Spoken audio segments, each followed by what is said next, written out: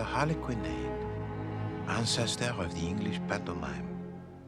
6 characters, garish, grotesque, first brought to life 3 centuries ago by the clowns and the actors of the Italian fairgrounds. Today, mere costumed characters at a masked ball. Where now their mystery, their magic, their comedy, their tragedy?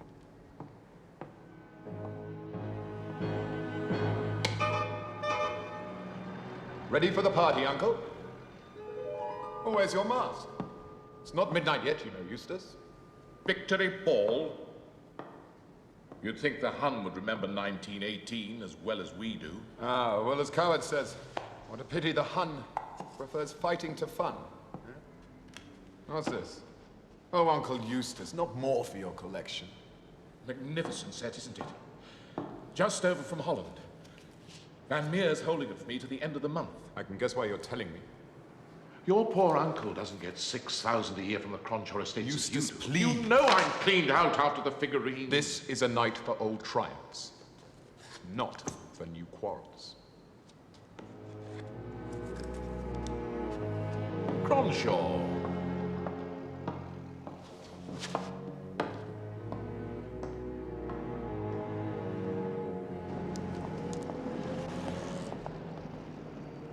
This is the national program.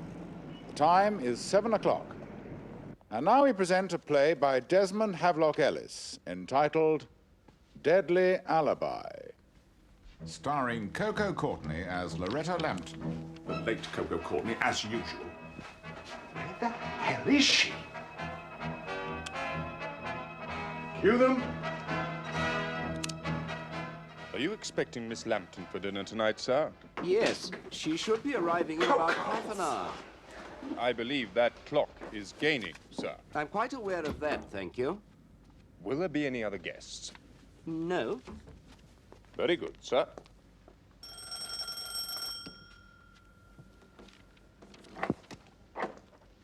Good evening, Davis. I'm afraid I'm a little early. That's quite all right, miss. Bloody actresses. It was such a fine night, Hey, is that the time? Approximately. Of course, I forgot. It gains. Rather fun, really. You can be early and late at the same time. Oh.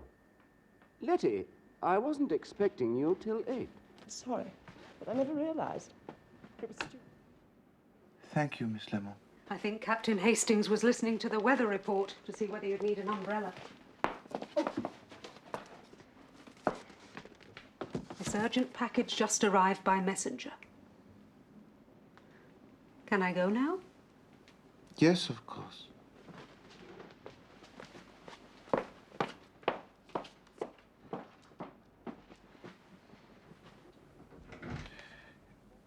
Just one moment, Miss Lemon. Ah, I was wondering where that had got to. Apparently we won't need an umbrella. Oh, you haven't forgotten, have you? The Victory Ball. You promised you'd try and make it. Ackerley was really looking forward to it. Ackerley is? He's with the BBC, but he's quite a decent chap. Drives an Alvis. Well, unfortunately, I have to rearrange my stamps in order of size. Please convey my apologies to Monsieur Ackerley. He'll be very disappointed. He said that meeting you was the high spot of his career. Well, that seems reasonable.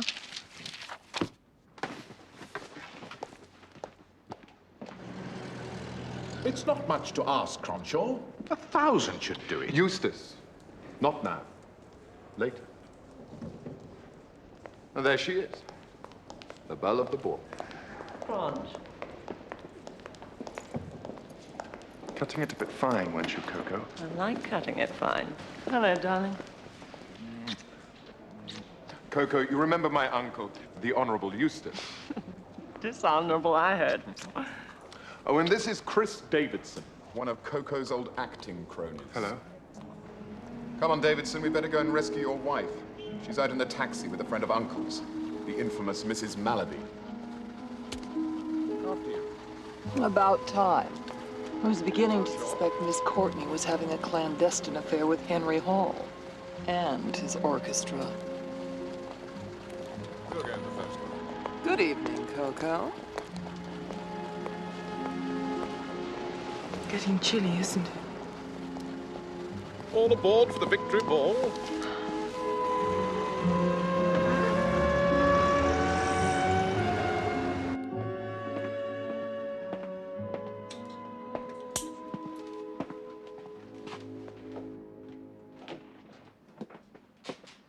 They seek him here, they seek him there. Those Frenchies seek him everywhere.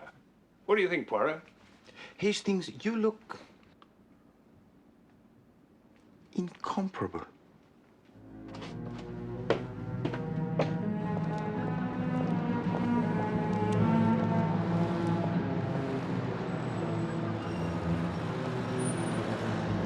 I still don't think they'll let you in. I thought I made it clear the victory ball is a costume do. Hercule Poirot does not wear costumes. Everybody does. The whole idea is to go with someone famous. Precisely. Oh, I see.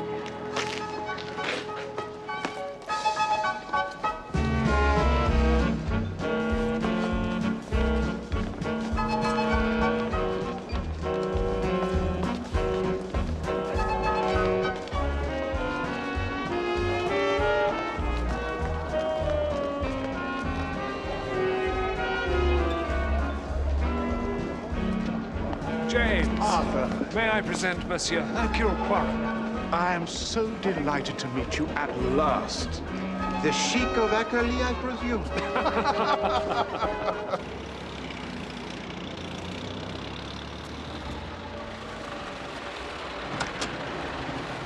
Well, here we are then.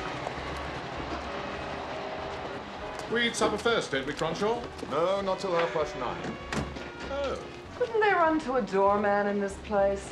We're so backward in England, Mrs. Malaby. We still have door handles. Oh, pardon me for living. Oh, I'll leave. lost already. Did I hurt you, my dear? I half expected you to shatter like a vase. Come along, Coco. It's all right. You all right, darling? I was so afraid I wasn't going to make it here on time, thanks to the antics of Coco Courtney. Oh, speaking of which, isn't that her up there? Oh, with Lord Cronshaw's party, yes. She's talked about nothing but the costumes all through rehearsals. They're a reproduction of the old Italian comedy. The what? Ah, yes, the Commedia dell'arte. Harlequin, the magical sprite who can become invisible, and his lover Columbine. Punchinello and Pulcinella, the grotesques. And yes, the tragic Pierrot and Pirate. Enchanting. I thought Lord Cronshaw was a younger man. Pulcinello? Oh, no, that's his uncle, the Honourable Eustace Beltane. He was the one who bought those rare Meissen figurines there was all that publicity about. Apparently, they provided the inspiration for the outfits. No, that's Cronshaw in the Harlequin suit. Oh, yes, I read in the paper. He's worth an absolute fortune. And who is that lighting the cigarette of Mademoiselle Courtney? Oh, the Poirot. Chris Davidson. Quite a versatile actor. And that's his wife talking to Cronshaw, I assume. The other lady is the notorious Mrs. Malaby. Ah, yes. The American widow in search of a new victim, yes? They say she stalks the aristocracy with a net and a group of beaters.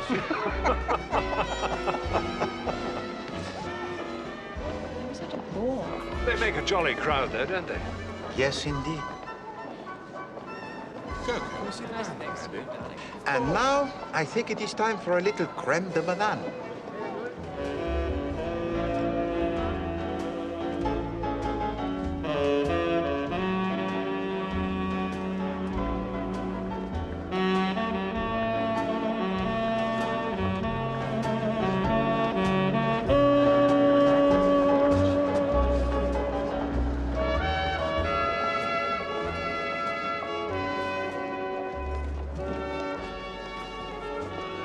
Thank heavens that's over. Coco and Cronshaw are being simply appalling. How's that shyster Van Meer over there? Eustace, forget it. held me for ransom on the figurines, and now he wants to do the same again with that china. It's the least of our worries this evening. I'm going to corner the blighter and demand that he reduces the price. Eustace! I'm sorry. When Eustace wants something for his collection, he does rather. I want to put an end to this right now. For God's sake, shut up. Coco, where do you think you're going? I told you I've had enough. Chris, get me a taxi, would you? I've got a splitting headache. Coco. It's all been decided, Crunch. Chris is taking me home. The hell he is. You're staying right here. I am not prepared to have an argument about it. Look, why don't we all just sit down for a moment and cool off? Cool off? He's already as cold as an iceberg. With me as the Titanic. What the hell do you think you're laughing at? I'm sorry. Coco, people are looking. Come along. Crunchell, let's go back inside.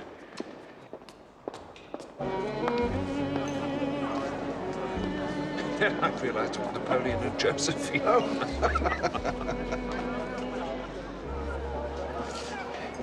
Monsieur Ackley, do I understand that you produced a play on the radio this evening following the weather forecast? Yes. Tell me, is not Mademoiselle Courtney slightly older than is usual for the part of the ingénue? A little, perhaps. But then that's the joy of radio. The visual appearance is all in the mind. It's amazing what we get away with sometimes.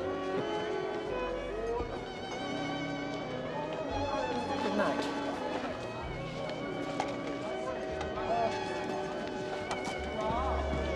What's all that about? It would appear that Mademoiselle Courtney and her boyfriend, Lord Cruncher, have had a disagreement of some kind. Just now, I heard her ask Monsieur Davidson to escort her home. Well, that's a shame. She'll miss all the fun. Well, I wondered how long it'd be before something like that happened. You are not surprised? I know actors, Monsieur Poirot. They never know when to stop. She has had a moment of drama for this evening. Let us hope it will be sufficient. He's arrogant, he's conceited. What's all this about, Coco? What exactly did Crunchell say to you earlier? Chris, not now. Has our taxi arrived yet? Here, Cabby's waiting, sir. Can't be. Chris.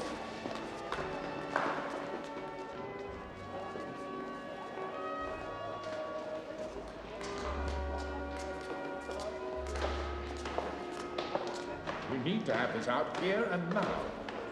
Look, you're not a poor man. Surely you can do me this one favor. You know I'm desperate.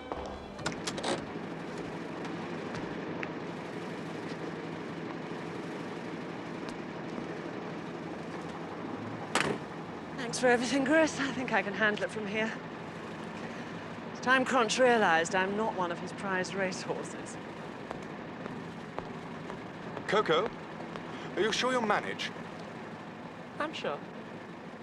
I'd get back there if I were you. That wife of yours may look like a startled poodle, but she's no fool. I'll never make it back before midnight. And then you'd better go home and wait for her. Good night, Coco. Sleep tight. I always do.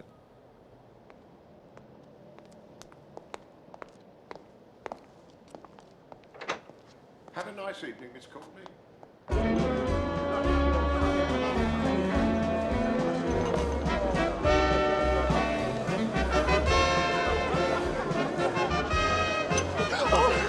So sorry.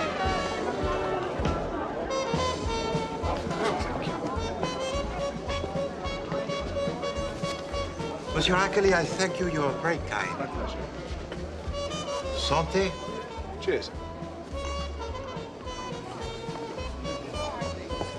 Are you sure I can't persuade you to recount some of your juicier cases on the radio? Alas, no. You see, murder, a real murder, is not an entertainment. Oh, look at this place. People dance, they laugh. But anywhere, there may be evil beneath the mask.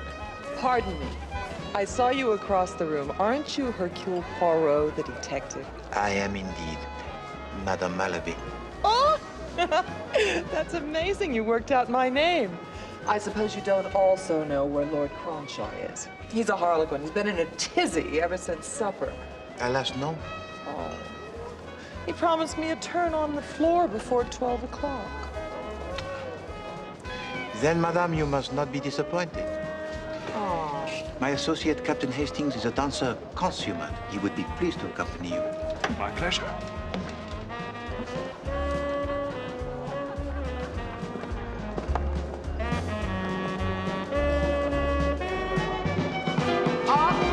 There he is. Yoo-hoo! Viscount Cronshaw!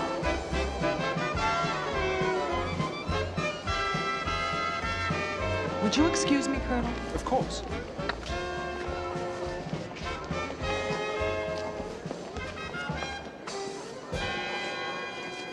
Been stood up, Arthur. No title, I'm afraid.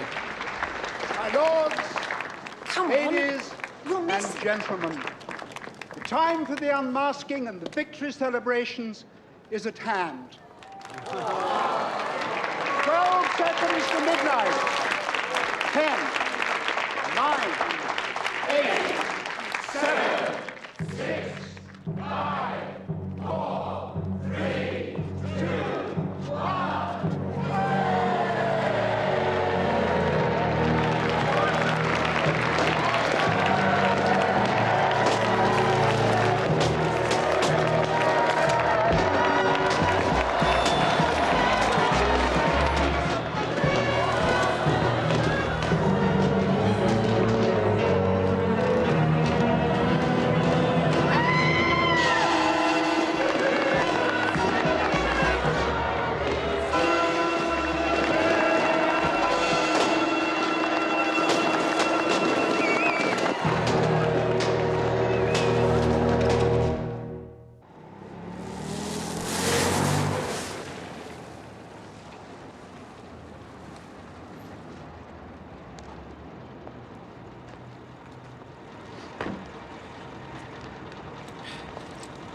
Thank you.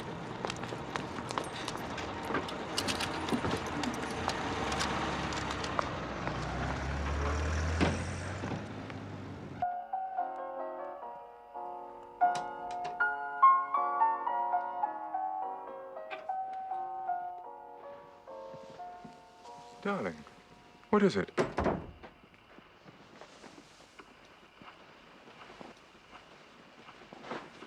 What's happened? Lord Cronshaw's dead.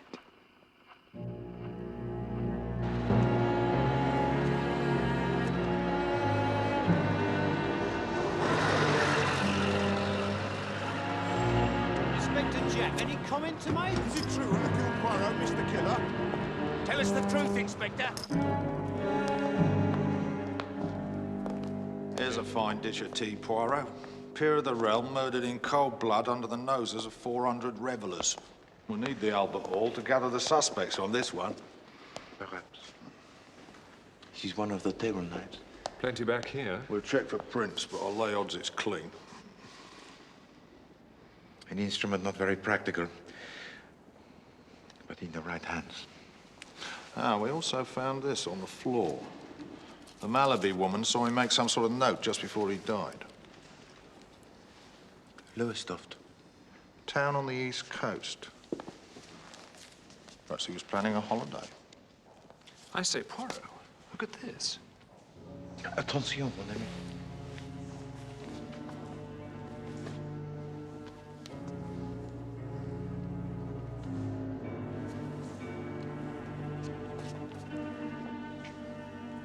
Monogrammed. C for Cronshaw. Very nice.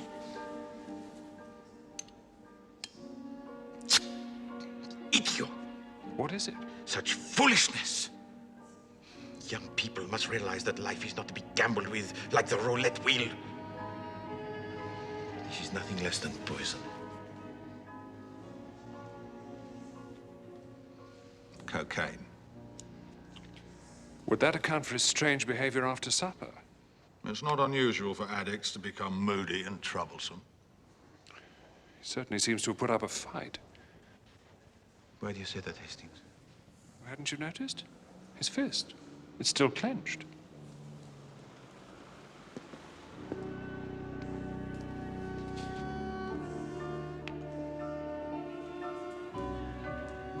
C'est ça. Well, I can't see how that helps us. Can you not, Chief Inspector? Then let me enlighten you further. Unless I am very mistaken, there is something very important behind this curtain. Voila.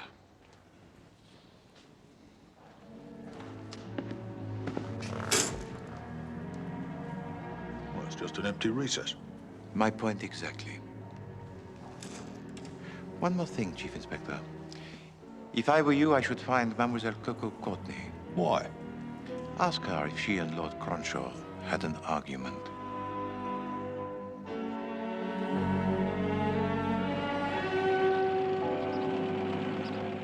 Murderer eludes famous detective. Idiot. It's a very good photo of Captain Hastings. Indeed it is, Miss Lemon. I'm sure no one will think less of you. Seen the paper, Poirot? Jolly good photo of me. Oh, you've seen it. I'll go and sort the letters. I wouldn't take it to heart if I were you. No, indeed, Hastings. For the present, it suits my purposes. Ah, this is what interests me. The obituary? Listen to this. Viscount Cronshaw was chairman of many charities, including the Widows of British Seamen and the League Against Drug Addiction. He has succeeded in his title and estates by his uncle, the Honorable Eustace Beltane. The League Against Drug Addiction? That's a bit hypocritical, isn't it? You miss my point, I think, Hastings. Mr. Poirot. Chief Inspector Japp.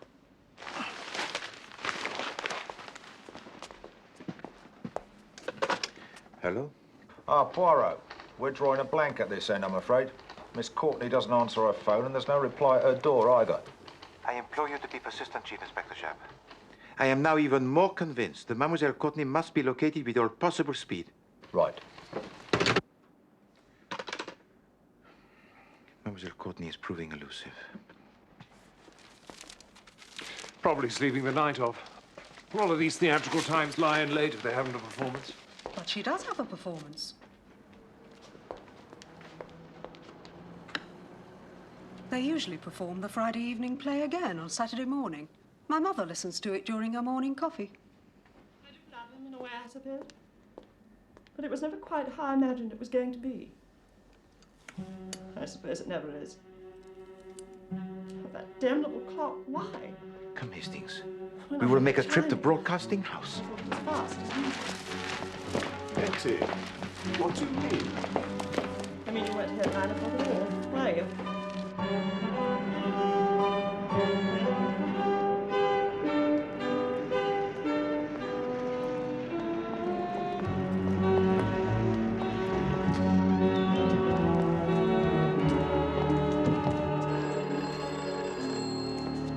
Hercules Poirot. I'm afraid the variety auditions are on Tuesdays. That is fortunate. I am here on a matter of murder, madame. You're the detective from the newspapers. Correct. Don't suppose you'll want to miss a second one. You were never where you said you were that night, but here all the time. I feel such an idiot. I never guessed it was the money you wanted. Is that what you thought? Luckily, we took a recorded transcription of last night's performance for the archives. We'd have had to ask one of the girls to double up parts. Did Mademoiselle Courtney send you a message this morning to explain her absence? Not a sausage. 3 minutes to transmission, she still wasn't answering her phone, so I had no choice but to use the transcription and dismiss the other actors. Hastings, I'm very much afraid of what has happened. Would you please telephone the Chief Inspector Japp? Instruct him that he must enter the apartment of Mademoiselle Courtney by any means necessary. Well, of course. Hastings, please. This is a matter of life and death. Very clever, Letty. But I suppose you realize that I can't let you spill the beans. Is there anything I can do to help? Oh, my God. Philip, you can't.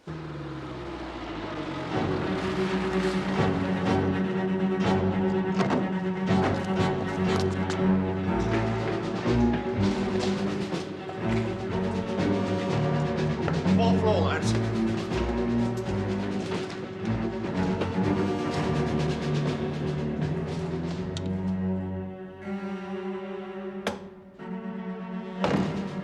Right, the apartment above. Get down over the balcony. Fast! And don't break your necks! Nothing yet? You and Mademoiselle Courtney are old friends, huh? After a fashion. She likes having people she knows around her, playing minor roles. Coco and I go back a long way. She was playing the lead in Rep when I landed my first part. So you see a great deal of each other? Look here, Poirot. I'm a married man, remember?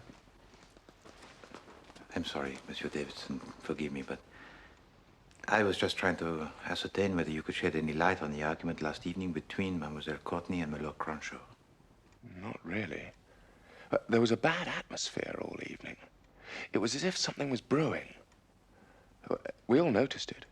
But they conversed normally at supper? Hardly a word.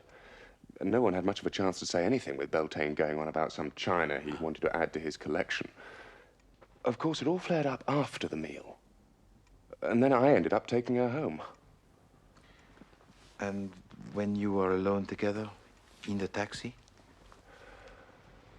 Just a lot of nonsense about how she'd make Cronshaw pay. The usual hysterics. Then I dropped her off at her flat. At what time was this? Nearly midnight. There was no time to go back to the ball, so I just headed home.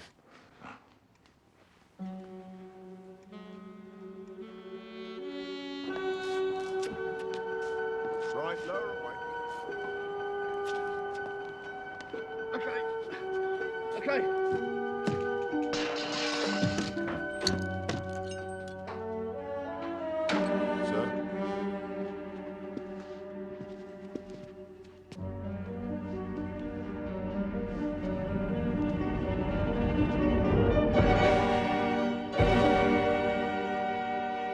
He made me feel young again, like a newborn calf.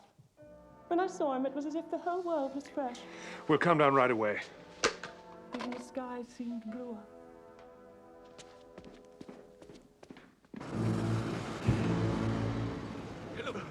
Come on. Here it comes.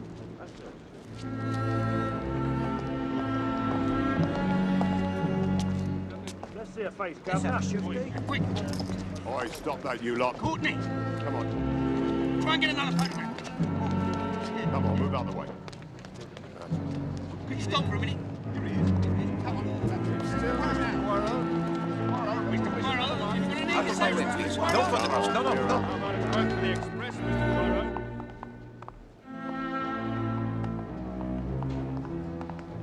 Chief Inspector? We found her in the bedroom. Overdose of cocaine.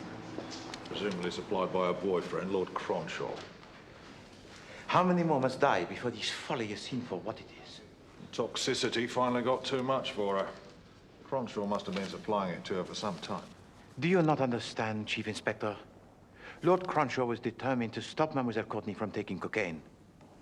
The initial C on the silver case, it stood for her name, Coco. Of course. The quarrel after supper was when Cronshaw discovered what he'd suspected all evening, that she had a supply with her. He took it from her, and that's when she went home.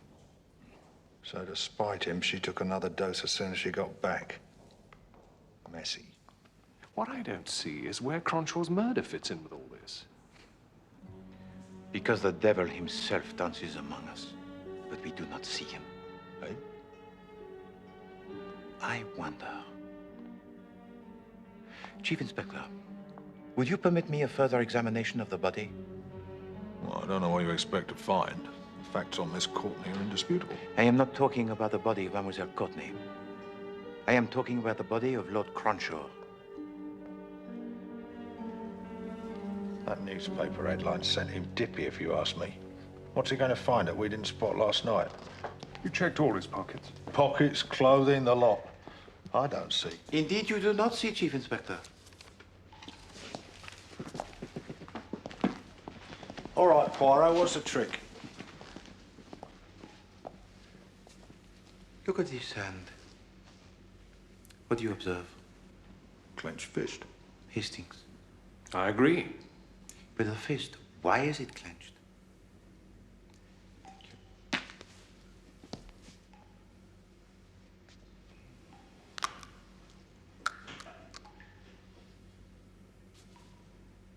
Could it be that it hides a secret?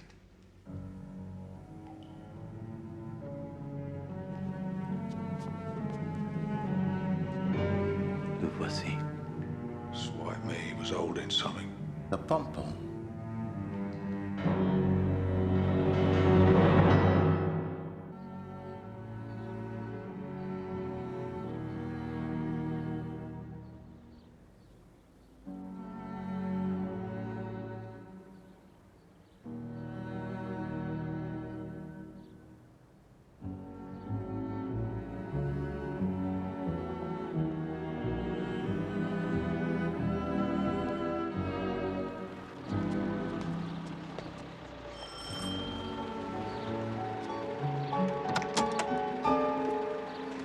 Mr. Poirot!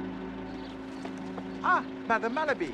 Captain Hastings, we meet again. I wonder, could you... Of course. Oh, I couldn't decide on my autumn look. Anyway, Eustace can afford it.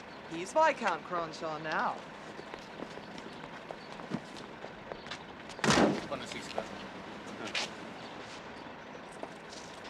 To what do we owe this delegation? Well, Monsieur Poirot has taken it into his head to see these famous figurines. Oh. A foolish whim. Is His Highness at home, Sands? His lordship is in the morning room, madam. Thank you. This way, gang.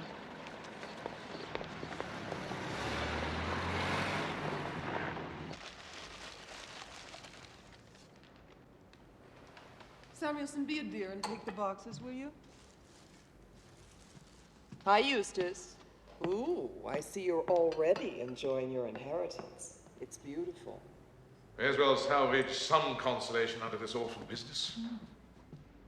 Ah, Poirot. Hastings. Welcome. Good afternoon, Viscount. I say, what a quaint little tea set. Hastings, this tea set is not only quaint as you call it, but priceless. And very rare, n'est-ce pas? Had no idea you were interested in China, Poirot. Mr. Poirot wants to see the figurines. The Meissen? Mais oui. We have all heard so much about them and of your success in bringing them to this country. I wonder if I could please make an examination? Feel free. Thank you.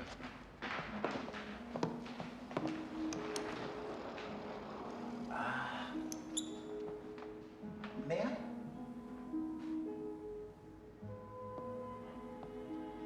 I can't imagine what he's looking for. Tricks of the trade, you know. The costumes last night at the ball, they were exact replicas of these? To the last detail. And this was your apparel, was it not? Punchinello, with the elaborate ruff and the hump? Yes. I imagine it took some time to change in and out of this costume. I had to hold him up while he unfastened it. As I thought.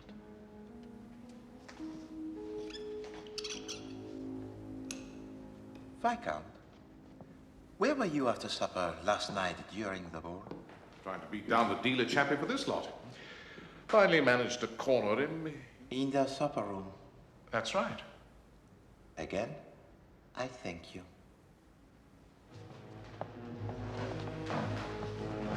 Oh, cheerio.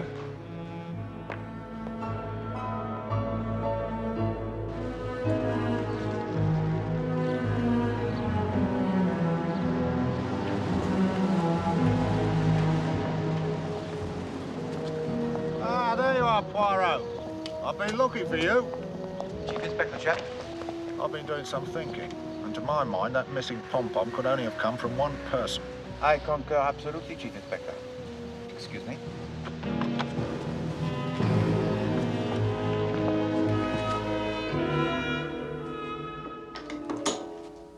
Mrs. Davidson, Yes? may we come in? Oh, thank you. I'm sorry, my husband isn't here. He went out for a drink. Bit early for that sort of thing, isn't it? Oh, he's the sociable type, is he? Yes. Unlike me.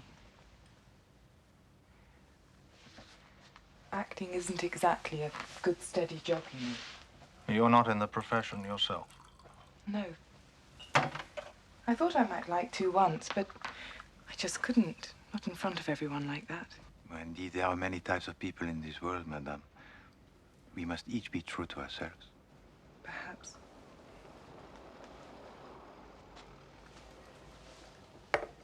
What exactly did you want? Monsieur Poirot here has some notion of staging a reconstruction of the evening. Well, that is so. Oh? Oh, it is just merely a question of detail to be checked. The precise nature of the costumes that were made for you for last night's ball. You understand? I think so. We'd like to have a look at them for a moment, if we may. Do you still have them? I'm afraid not. My husband sent them to be cleaned. Yes, of course. Quel dommage. Well, I'm very sorry to have disturbed you, Madame Davidson. We will just finish our tea.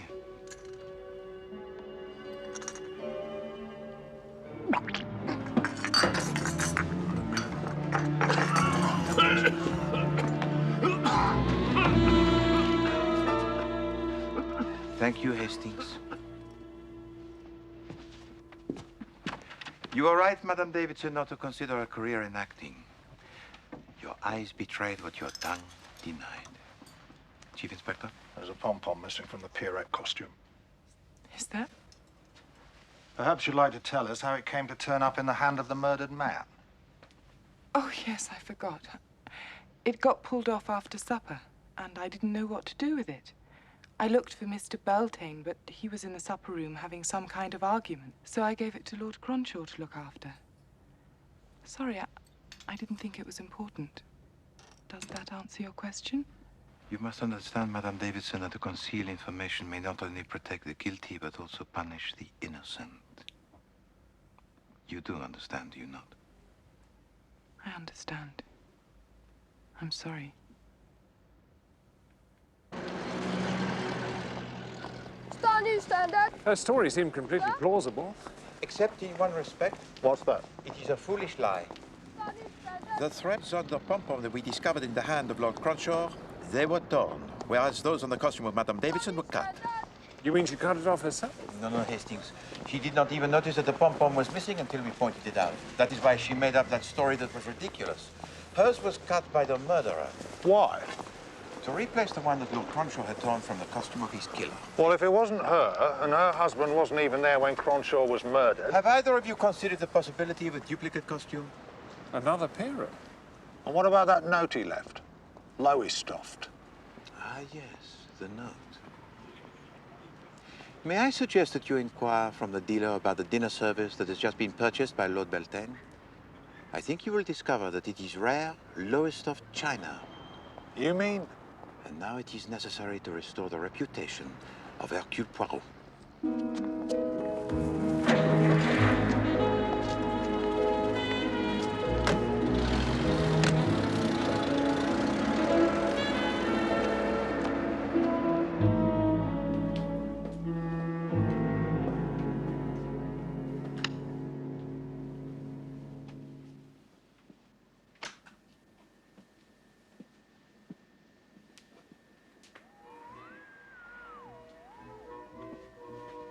This is the national program. In a change to our published schedule, we now present a special broadcast.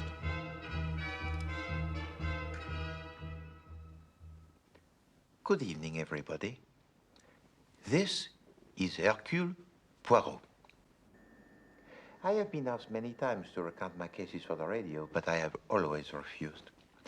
However, tonight, I have decided to present for you a reconstruction of the affair at the Victory Ball. And that is why I have with me tonight in the studio the principal members of the party whose lives were altered by that most tragic event. I thank you all very, very much indeed for accepting my invitation. And now, I take you back to the Colossus Ballroom on the night of the Victory Ball. The lights, they dim. The music, it plays. And the shadows of the principal characters return to gather before us.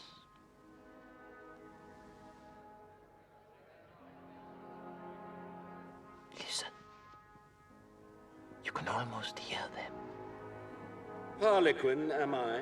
in diamond panes of colored hue. And I, his Columbine. Together we have special care for lovers true. Punchinello also here appears, bombast and buffoon to no avail. Seeking heart of Pulcinella, ever shall he fail. Pierrot's tragic fate is saddest. See his painted tear. Sighing for his own Pierrette, star-crossed lovers. So completes our masqueraders gathered once more here. And so our little evocation is complete. Our ensemble is before us. And this, ladies and gentlemen, I have been told is the wonder of radio, because what we see is in the eye of our mind. What is in the eye of your mind, Madame Malaby? Why, the 6 characters we heard, of course. Viscount? Oh, just the same. The 6 characters as portrayed by my figurines. But... You agree, Madame Davidson? Of course we agree, Mr. Poirot. Bon. But now let us see the reality before us. Monsieur, dames, the players. I present to you Pierrette, Pierrot, Pulcinella, Punchinello, and Columbine. There's one missing. That's right. Where's Harlequin?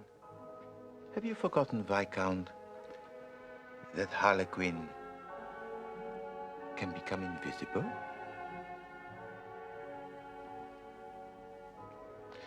Let us now reveal the truth. Are you ready to tell us the truth, Madame Davidson, or shall I? Very well. It was all very simple. The motive behind the murders of both Lord Cronshaw and Coco Courtney was the evil drug cocaine. Here's your stake. Right here! I'm not prepared to have an argument about it. During the Victory Ball, I witnessed an argument between Lord Cronshaw and Mademoiselle Coco. They were known to be lovers, but Cronshaw had discovered Coco's secret addiction. What the hell do you think you're laughing at? The young Lord Cronshaw was a man of high principle. He seized his lover's cocaine and threatened to expose the supplier who was destroying her life along with many others. But Coco was now hopelessly addicted.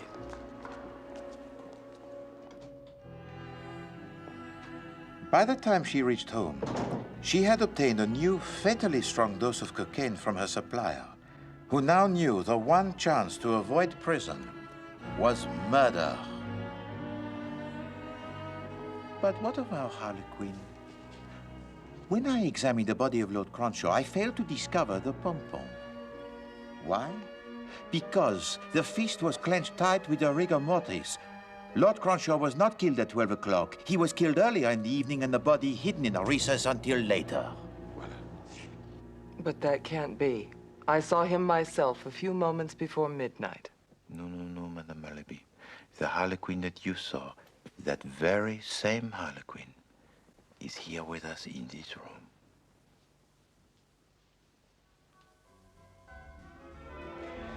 The killer had a duplicate costume, and after the murder assumed the role of Harlequin, even scribbling a false clue pointing to Monsieur Beltane and his obsession with the lowest of China.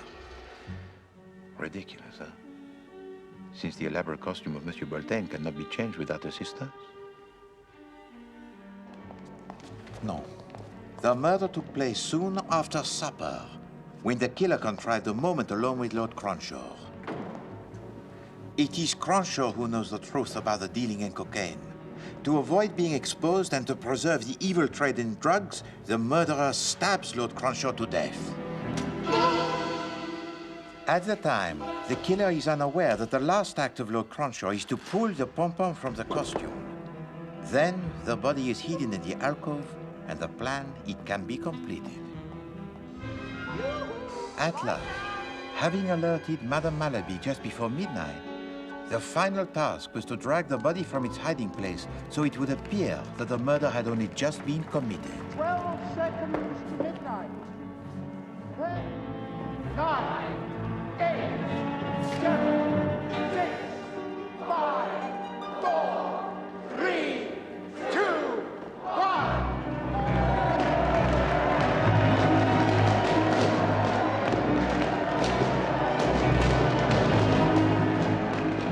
The murderer then slips quietly away, knowing that when the discovery of the body occurs, it is believed that he is safely at home. No, it couldn't have been Chris. But it was, Madame Davidson. It was your husband who had a moment alone with Lord Cronshaw. It was your husband who gave to Coco when they were alone together in the taxi more cocaine. And in spite of what he told us, it was your husband who had ample time to return to the ball to complete his masquerade as Harlequin.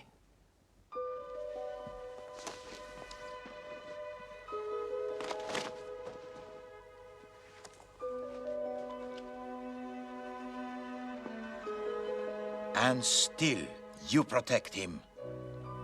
Even though you later discovered that he was implicating you, his own wife, in the crime, by replacing the pompon that was torn from his costume with the one he cut from your own. Don't listen to him, darling. Congratulations, Mr. Poirot, on a most entertaining piece of detective fiction. Maybe. I'm afraid that is so. Half a mo? What do you mean? But because unless Madame Davidson is willing to testify that her husband deals in drugs, I'm afraid that everything that I have told to you so far remains only theory. Then I take it the show is over. Oui. Unless Harlequin has one last trick.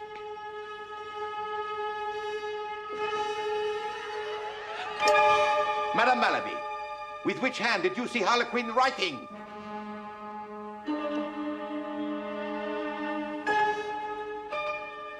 Oh my God. Cronshaw was right-handed. Christopher Ian Davidson, I arrest you for the murders of Viscount Cronshaw and Miss Coco Courtney.